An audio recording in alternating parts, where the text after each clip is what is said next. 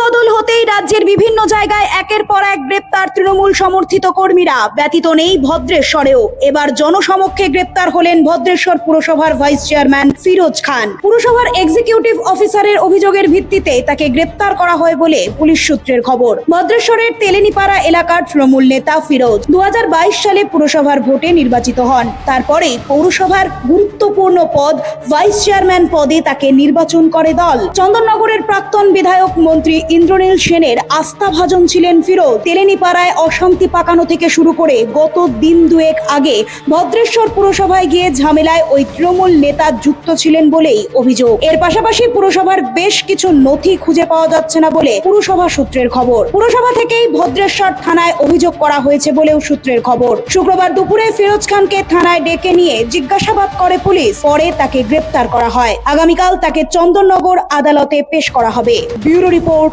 ইনফোপালস Bengal.